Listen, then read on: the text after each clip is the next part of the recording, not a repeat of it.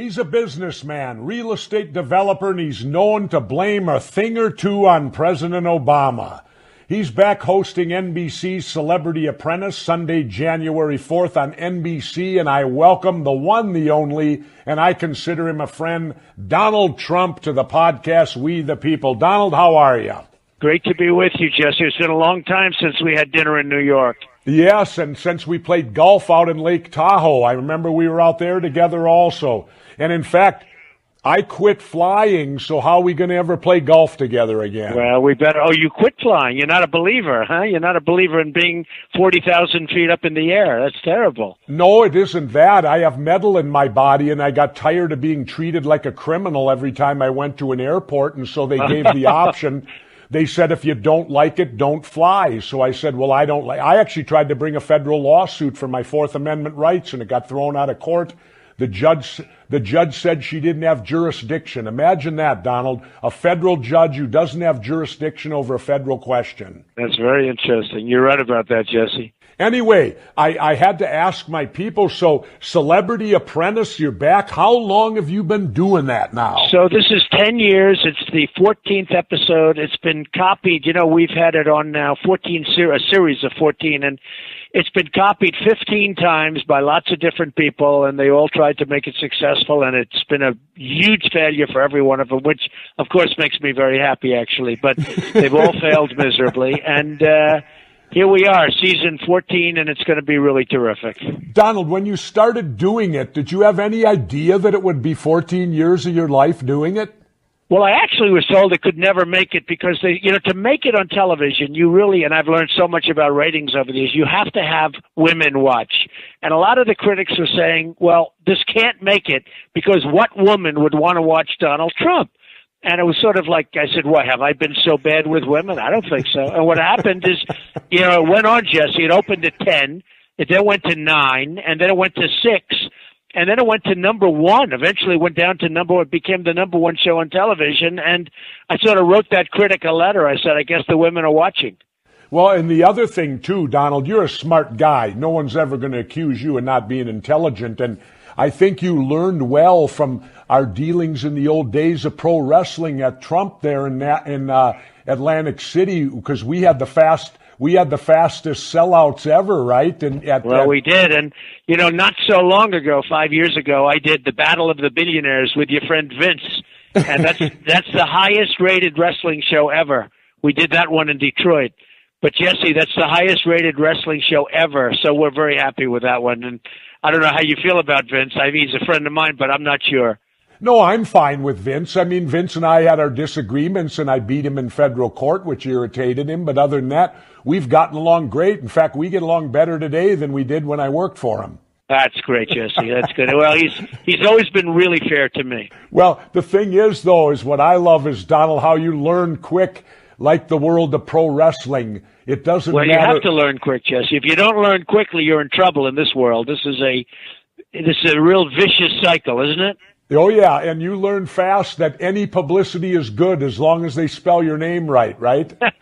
Well, there's a little truth to that. I'm not sure. I don't know if I'm a total believer, but there is a little bit of truth to that. There's no question about it. That's the way we used to operate in wrestling. But let's get on to politics a little bit. You love to venture in there. Now, over the past 24 hours, you've criticized Obama for his climate deal with China, his Mexican deportation numbers, his relationship with Obamacare advisor. You're the master at getting the press to get anything to say about him. Do you really think Obama's worse than George Bush? Well, I thought, I'm a Republican, but I thought George Bush was terrible. And I have this whole thing with Twitter where between Facebook and Twitter, I have almost 6 million people. So it's really like owning the New York Times without the losses. I love that. And I have a tremendous, it's a tremendous voice. And I talk about things. And look, Obama's a disaster, but, without Bush, you wouldn't have Obama. Obama was given to us by Bush because Bush did a lot of bad things. First of all, he destabilized the entire Middle East. I mean, that whole thing was a disaster. And as you remember, I said, look, if you're going to do it, at least keep the oil, get something out of it. And now ISIS, as you know, Jesse, has the oil. So it was a real disaster. And honestly, both of them are disasters as far as I'm concerned. What do we do then, Donald? It's, 2016's coming up. Do I need to run?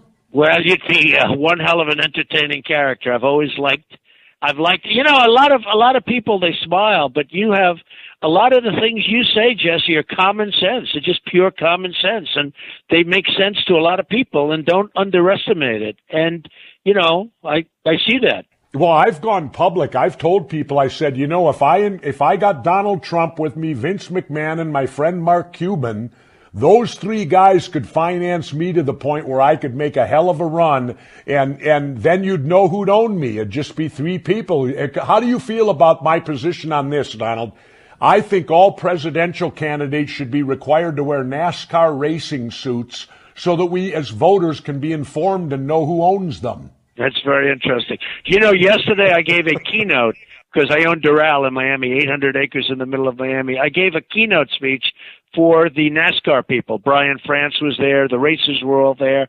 And it was at Doral, in the ballroom of Doral. And those guys have done a fantastic job. You talk about branding, but they have really done. It was an exciting evening. But that was just last night. But that's an interesting idea. That's one I have not heard of, Jess.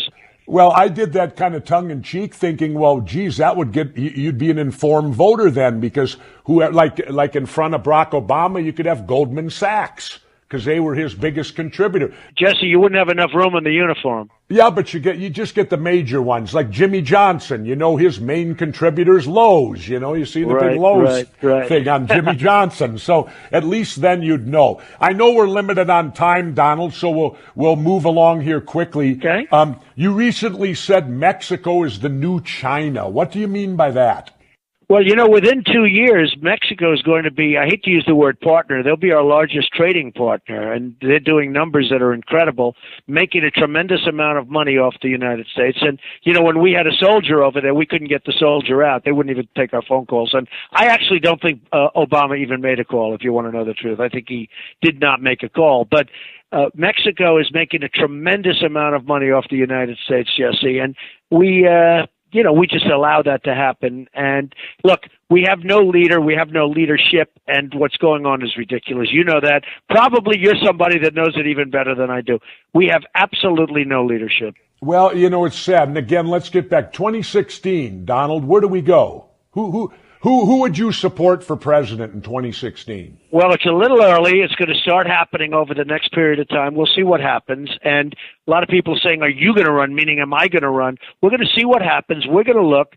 And certainly, in a certain way, it's the most important election we've ever had because we are so far down. When you look at what's happening with China and all these other nations, the way they take advantage of this country, we are really in trouble. We're up to 18 trillion in debt now, Jesse, 18 trillion, a number that nobody thought, and it's going to 22. 22 trillion is a very big turning point, but it's going to 22 trillion. Obamacare has turned out to be a disaster, and it's really going to kill the economy. When Obamacare really kicks in, which is going to be in 16, the economy is going to be a travesty. Let me ask you this, though, Donald, throwing Obamacare out of the mix, because I've made this statement. I've said that in a country as rich as the United States, or at least what we used to be, that every person in this country should have the right, if they're sick, to be able to go see a doctor. Do you agree with that? I do. I think it's great. I think the concept is great. Obamacare is not the answer because, it's got so many flaws in it and it's very expensive. You can have a plan, Jesse, that's less expensive, but much, much better. So there are many, many concepts and many, many plans that would be much less expensive, both for people and for the country, and substantially better. So, hey, I'm all for that. Don't you think, though, it's because of the sellout with the influx of the dirty money into the campaigns that they have to satisfy the people that pay the bills to get them there? Shouldn't that be the cleanup first? Well, I can tell you this, Jesse, the insurance companies aren't complaining because their stocks are at an all-time high. So the insurance companies are big beneficiaries with Obamacare. And their stock right now is literally, their stocks are at all-time highs. So they're not complaining, and they put in plenty of cash into Obama's campaign. Oh, yeah. See, that's what, to me, it all comes down to, Donald. I proudly can tell people, when I ran for governor of Minnesota, I only raised $300,000. I actually made more money doing the job than what I spent to get it. I watched that race. If you remember, I was a small contributor to your race, But I watched that race, and I thought it was one of the coolest races ever. So that's good, Jess. Proud of you. Anyway, thank you, Donald. We got to move on because I know your time is valuable, but we always do a segment, and this is great for you. It's called If I Were President. Give me your rapid-fire responses to these questions, and don't take this too seriously, otherwise it's not fun. Okay? Here we go. 5 questions. Donald Trump's the new president 2016. What's your first executive order? I'd knock out Obamacare. First thing. Or I'd override the executive order that's about to take place where they open up the borders. I mean, it's incredible. So I might do that. But I would knock out Obamacare. Obamacare is truly bad news. I'd be different from you. My first executive order, I'd close Guantanamo and give it back to Cuba. That's interesting. Okay. That's all right. That's interesting. It's a little bit different. Of course, Obama's been saying he's going to do that for a long period of time, right? Somehow that hasn't worked out. They can't, though. That's the torture chamber. Yeah, it's interesting. Anyway, question number 2. Who's the first person you'd schedule a meeting with? Well, I think I'd meet with numerous people, the top people on Wall Street, all of whom I know, and I'd pick the top of the list to get things going back with understanding that they're going to report to me. But I would meet the top people on Wall Street and come up with incentives to get this economy really going again, rising again. Number 3, which comedian would you pick for your first White House Correspondents' Dinner? Well, maybe Darrell Hammond, who imitates me incredibly well, or Frank Caliendo, who also imitates me well. Those two guys, they make a living off imitating me, and I find them actually very funny, and both good guys. Well, and you know, it's the height of flattery to have someone do that to you. Well, it is. It really is. But they do a lot. Darrell Hammond, from Saturday Night Live, and Frank Caliendo, two good guys, and they spend a lot of time, like you get a lot of imitations, Jesse, so do I. Question 4, Donald. What government agency would you abolish? Well, you got a lot of them, but I'd certainly want to keep education on a more local level. Education, if you look where they're giving all sorts of orders down from Washington, I would say that education should be very much more localized than it is right now, Jesse. You and I are on the complete same page there, Donald. That would be my choice, too. I would abolish the Federal Department of Education. Reason being, having been a governor, it can be totally handled at the state level, and the farther you send your money, the less you get back on it. And handled much better and much really nicer for the kids. I think it's ridiculous. They send down orders from Washington. These people don't know what they're talking about. So I think if you were talking about something like that question, it's an interesting question, but what comes to mind would be education. Okay, finally, the 5th one. What president would you model yourself after? Well, I always liked Ronald Reagan. I knew him, I supported him, and I always liked him as a president, and he had mojo. He was something special, and we certainly don't have that right now. You know what I like most about Ronald Reagan? Was he cut and ran. Explain that. I respected him because today he'd be accused of cutting and running.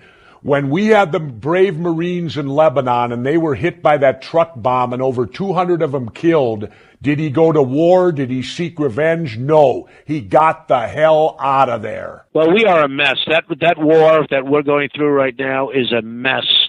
And we have people that don't even understand it. We have a president that has no concept of what's going on. And honestly, as a nation, Jesse, we're in such trouble, it's incredible. Yeah, and the guy that took us there didn't know what was going on, or he wouldn't have taken us there. He didn't. I told you before, I'm a Republican, but Bush was a disaster. And the last thing we need is another Bush going in office. If you had to pick between the two parties, Donald, throw yourself out, throw me out, throw everybody out, who do you think is going to come through the wash from the two parties in 2016? Who do you think it's going to be? Well, I think you probably have Hillary, certainly. But, of course, we said that 4 years ago it was going to be Hillary, in a walk, and now you have it again. But probably it's Hillary. And on the other side, I don't know, Jesse. You have so many possible candidates, many of whom haven't even announced, and you certainly have a lot. Rand Paul is making headway. I guess you have Cruz and you have Christie, and, you have a lot of different people talking about running. But so far, nobody's announced. We'll see what happens. But Hillary as a Democrat, I would say Hillary certainly seems to be like it's a lock.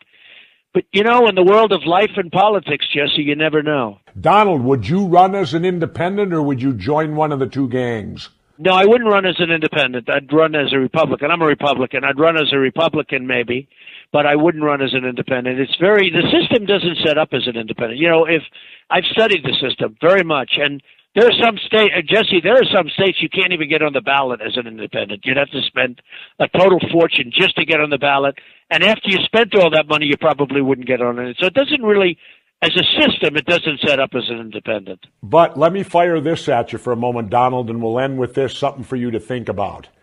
If I ran, that would be the essence of my entire candidacy. I would challenge the American people to elect the first president since George Washington who does not belong to a party. And after watching 63% of the people not even turn out for the midterm elections, I think I could inspire them to come out and make history, challenge them to make history with me. I believe I could win on that issue alone. But Jesse, I will tell you this, from a legal standpoint, because I've had lawyers study this very carefully, it is very hard in many states to even get on, which is unfair, frankly, but it's very hard to even get on the ballot in many states. Even if you have the money and the kind of money that's, unlimited, it's very, very hard to get on many states. And as an independent, unless you're on every state, it's going to be very, very hard to win because people are used to the two-party system. I mean, I think if you were going to do it, you should go probably one of the two parties because there you're getting on automatically.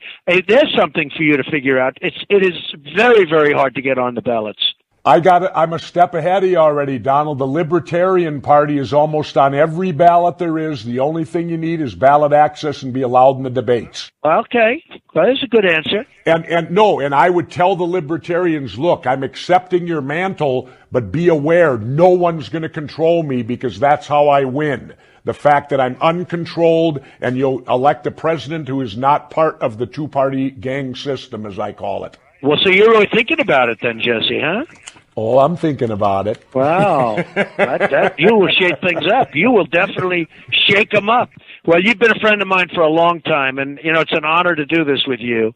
And it's fun. This is not your typical interview, right? No, it ain't. It isn't at all. But you know what, Donald? It would be fun, and I think this country needs to be shaken up. Well, you're right about that. That I can tell you. So this country's in big trouble.